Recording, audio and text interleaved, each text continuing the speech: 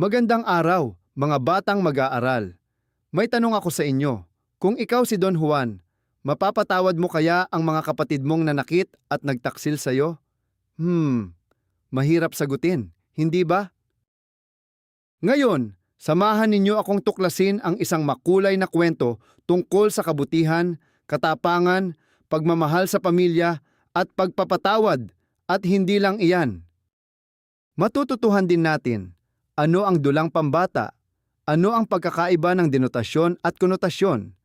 Ano ang kaganapan ng pandiwa na tagaganap o aktor? At ano ang mga elemento ng tekstong multimedia?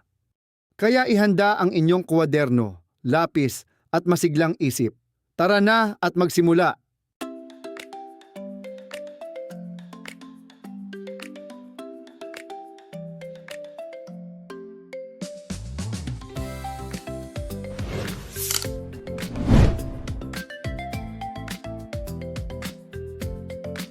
Bago tayo magsimula, tingnan muna natin ito. Karapatan ko bilang bata na isilang sa mundo, makilala at mahalin ng mga magulang ko, mabuhay sa pamilyang sama-sama at buo. Mga bata, sagutin nga natin, ano ang paksa ng slogan? Ano ang mensahe nito? Anong damdamin ang ipinahahayag? Ang paksa nito ay tungkol sa karapatan ng bata. Ipinapaalala nito na mahalaga ang pagmamahal at pagkakaisa ng pamilya. At alam ninyo ba, ang pamilya rin ang isa sa mahahalagang tema ng ating aralin ngayon.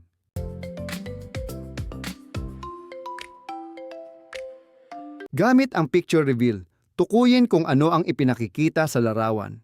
Magbigay ng paglalarawan ayon sa mga ito.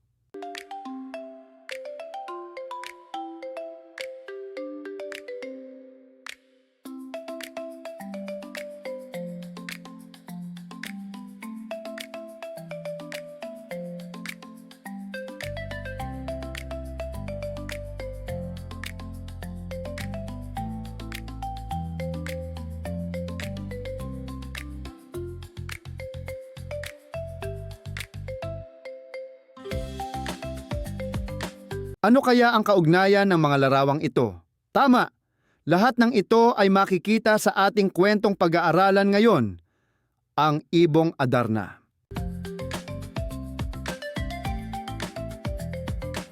Ang Ibong Adarna ay isa sa pinakatanyag na akda sa panitikang Pilipino. Ito ay puno ng pakikipagsapalaran, kababalaghan at mahahalagang aral sa buhay.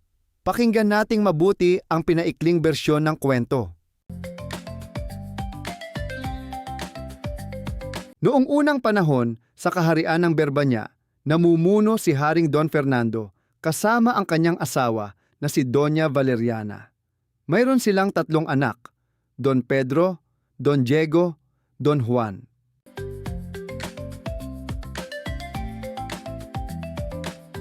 Isang gabi, nagkaroon ng masamang panaginip ang hari. Pagkatapos nito, siya ay nagkasakit ng malubha. Maraming manggagamot ang sumubok na magpagaling sa kanya, ngunit walang nagtagumpay. Hanggang sa dumating ang isang ermitanyo.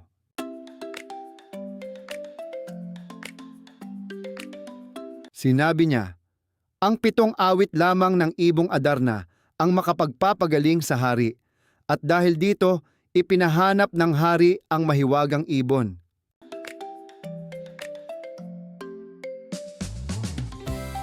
Unang naglakbay si Don Pedro, ngunit nakatulog siya sa ilalim ng isang mahiwagang puno. Nang dumapo ang Ibong Adarna at umawit, nakatulog siya. Pagkatapos ay naiputan siya ng ibon at naging bato. Ganito rin ang nangyari kay Don Diego.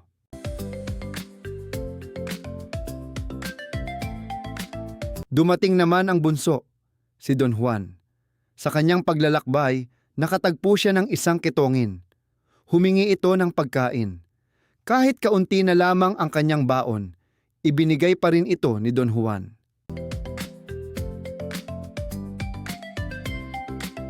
Ano ang ipinakita ni Don Juan?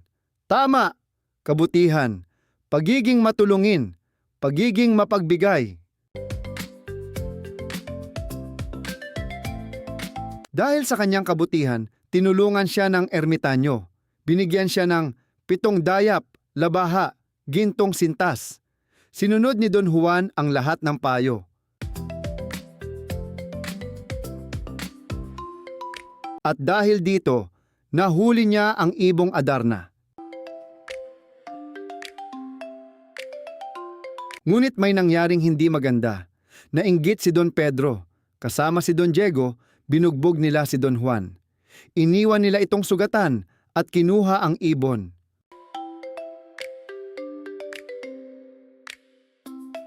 Mga bata, tama ba ang ginawa nila? Siyempre hindi. Ang inggit ay nagdudulot ng masamang desisyon.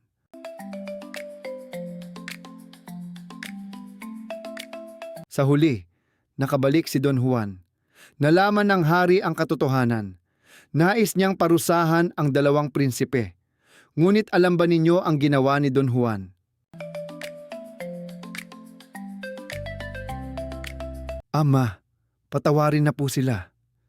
Pinatawad niya ang kanyang mga kapatid. At dito natin makikita ang tunay na pagmamahal at kabutihan.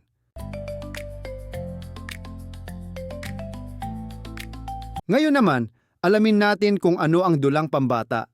Ang dulang pambata ay isang uri ng panitikan na itinatanghal sa entablado o maaaring pakinggan sa radyo. Mayroon itong 3 pangunahing bahagi. Una, simula. Dito ipinapakilala ang tauhan, tagpuan, suliranin. Halimbawa, nagkasakit si Haring Don Fernando. Pangalawa, gitna. Dito makikita ang tunggalian, kasukdulan, mahahalagang pangyayari. Halimbawa, nahuli ni Don Juan ang ibong Adarna, ngunit siya ay pinagtaksilan ng kanyang mga kapatid.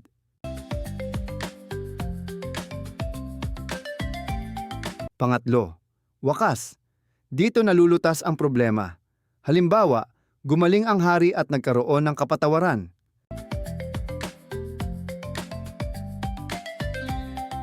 May mga salita na may literal at di-literal na kahulugan. Tinatawag natin itong denotasyon at konotasyon.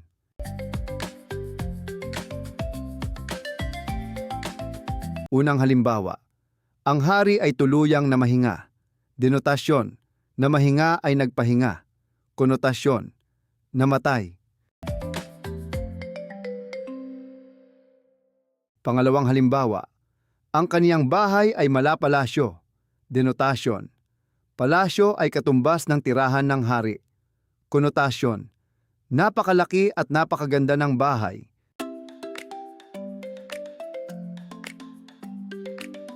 Pangatlong halimbawa, siya ang manok ng guro. Denotasyon, isang ibon. Konotasyon, paboritong estudyante. Kaya tandaan, denotasyon ay ang literal na kahulugan. Konotasyon ay ang mas malalim o pahiwatig na kahulugan.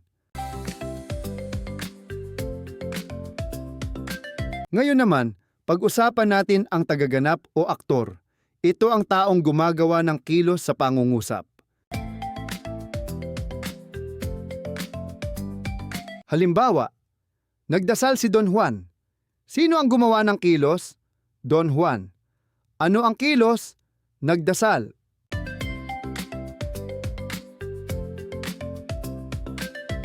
Isa pang halimbawa, nagbigay si Don Juan ng tinapay.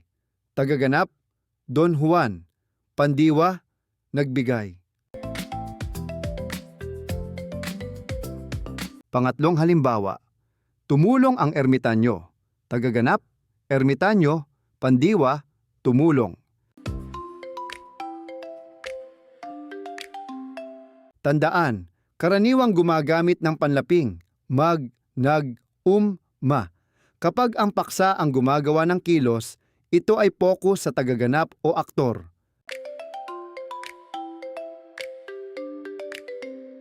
Napansin ba ninyo na may mga awit, larawan, video, at poster na ginagamit sa pag-aaral? Iyan ang tinatawag na tekstong multimedia. Ito ay pinagsamang teksto, larawan, tunog, at video.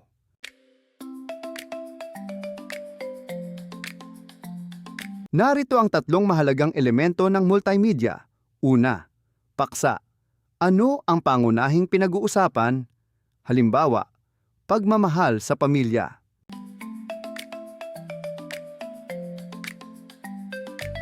Pangalawa, layon. Bakit ito ginawa? Halimbawa, magbigay impormasyon, manghikayat, magbigay inspirasyon.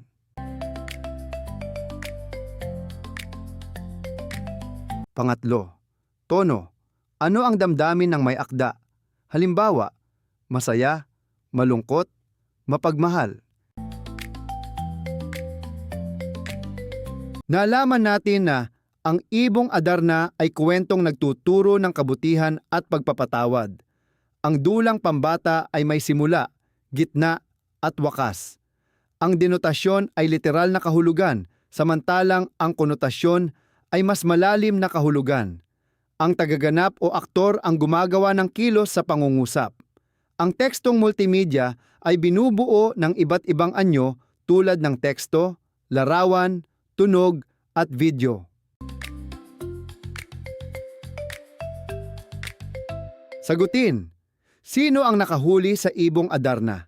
Ano ang pagkakaiba ng denotasyon at konotasyon? Sino ang tagaganap sa pangungusap na nagbigay ng tulong si Don Juan? Ano ang tatlong bahagi ng dula? Anong aral ang natutuhan mo mula kay Don Juan? Mga bata, tandaan, ang tunay na kabutihan ay nasusukat hindi lamang sa panahon ng kasaganaan, kundi lalo na sa panahon ng pagsubok. Kung may natutuhan kayo sa araling ito, huwag kalimutang i-like, i-share, at i-subscribe ang ating channel para sa mas marami pang makabuluhang aralin. Ako si Teacher Waven. Maraming salamat sa pakikinig. Paalam at mabuhay! Ngayon naman upang mas lalo pa tayong matuto sa ating aralin sa araw na ito, gawin natin ang mga sumusunod na gawain.